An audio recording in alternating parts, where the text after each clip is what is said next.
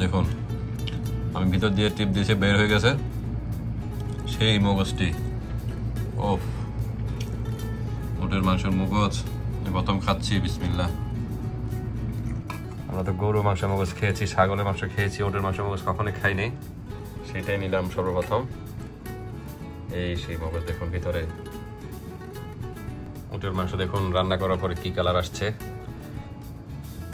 আসসালামু আলাইকুম বন্ধুরা, চলে এসেছি নতুন ব্লগ নিয়ে। আজকে আমি রান্না করছি উটের মাংস। সৌদি আরবে উটের মাংসটা খুবই সচরাচর অ্যাভেলেবেল পাওয়া যায়। বাংলাদেশে যেমন গরুর মাংস পাওয়া যায়, বিদেশে উটের মাংসটা অ্যাভেলেবেল পাওয়া যায়। তবে আমি কিনেছি ছোট উটের মাংস, কারণ এটা সিদ্ধতে অনেক সময় কম লাগে। বড় উটগুলো সিদ্ধতে অনেক সময় বেশি লাগে। রান্না করছি উটের মাংস, সেম প্রসেস গরুর মাংসের মতো, তবে এটা একটু সিদ্ধ করতে হয় টাইম নিয়ে। আমি সব মশলা দিয়ে আপনার তেল দিয়ে সব কিছু দিয়ে ঢেকে রাখছিলাম 20 মিনিট। এখন দেখুন তেল ছেড়ে দিছে। এখন হালকা নাড়াচাড়া করে এটা কষাবো ভালো করে। কষানোর পর এখানে কেটে রেখেছি আলু এবং ধনিয়া পাতা, সব শেষে অ্যাড করবো। আর এখানে হাড্ডি আছে, কারণ হাড্ডির ভিতরে আবার আপনার যেই ইয়াটা বলে ক্যালসিয়ামটা বলে এটাও আছে। দেখুন উটের ক্যালসিয়াম, উটের হাড্ডির ক্যালসিয়াম।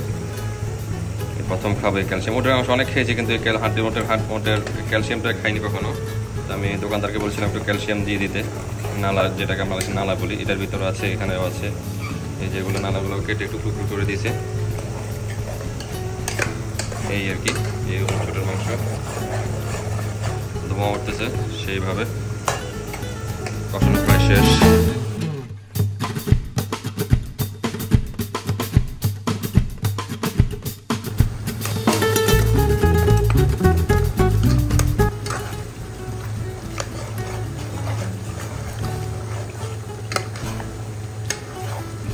দেখুন গ্রেভিটা অনেক দারুণ হয়েছে,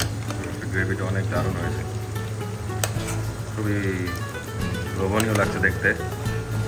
শুধু লবণটা টেস্ট করা বাকি। দেখুন ক্যালসিয়াম আছে ভিতরে।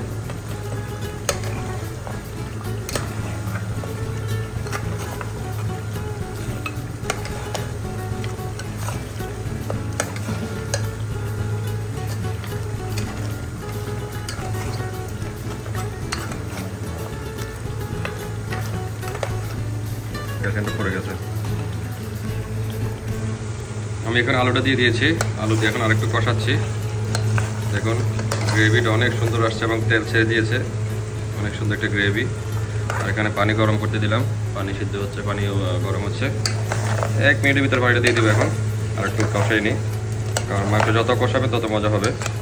আমি ওয়েট করতেছি এটার জন্য, যেটার জন্য আমি ওয়েট করতেছি, ভিতরে উটের মাংসের ক্যালসিয়ামের জন্য। কখন যেটা খাবো সেই আশায় আছি। আমার কষানো প্রায় শেষ। এখন আমি গরম পানি দিয়ে দেবো। গরম পানি হয়ে গিয়েছে। ধনিয়া পাতা কেটে রেখেছি এখানে, অনেক গরম। ওকে, এখন গরম পানি দিয়ে দিচ্ছি।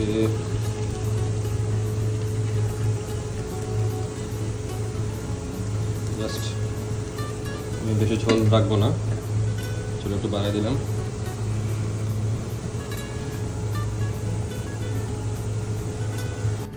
এখন এবার সেই বহুল প্রতীক্ষিত উটের মাংস দেখুন রান্না করার পরে কি কালার আসছে।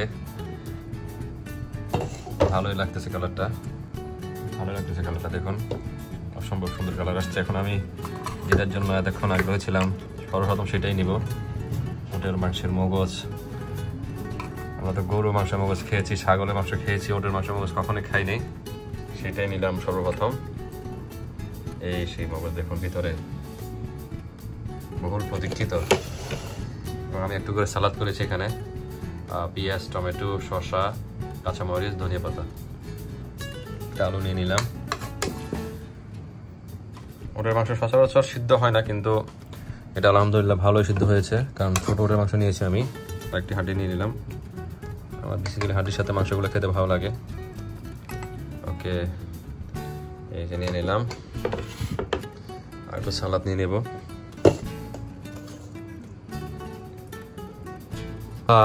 এই সে দুপুরের খাবার খাবো এখন। সালাদ নিয়ে আমি একটু করে, উটের মাংস ঝোল টোল গ্রেভি টেভি একটু নিয়ে রাইস দিয়ে খাবো।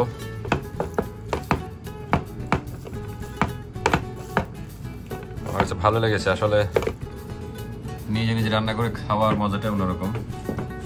আসলে নিজে নিজে রান্না করে যদি মজা নাও হয় তাও ভালো লাগে। এখন খাচ্ছি, সেই একটু ভাত নিয়ে নিলাম আগে একটু। বিসমিল্লাহ।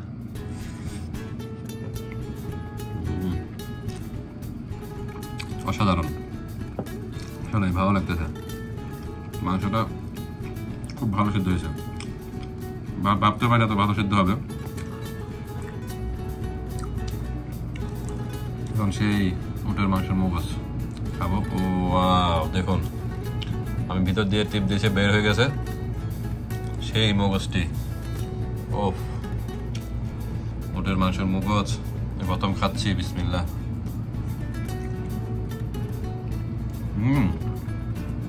দারুণ, মশলাটা ভালোভাবে ঢুকছে, এটা দারুণ। এই যে এটা আমি আর বাদ দিয়ে মাখাবো না, আমি এমনি খেয়ে নিব। দারুণ, খুবই দারুণ। দেখুন খালি হয়ে গেছে ভিতরে।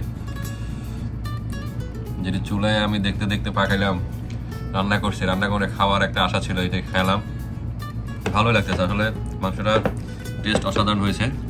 সাথে একটু সালাদ, আর মাংসটা একটু ঝাল ঝাল হয়েছে। ইচ্ছে করে একটু ঝাল দিয়ে রান্না করছি, কারণ গরুর মাংস একটু ঝাল না হলে মজা লাগে না।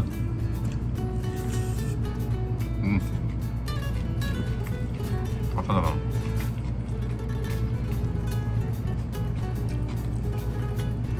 ভালো থাকবেন বন্ধুরা, সবাই নেক্সট ভিডিওতে দেখা হবে। মজা করে খেয়ে নিই। আল্লাহ হাফেজ।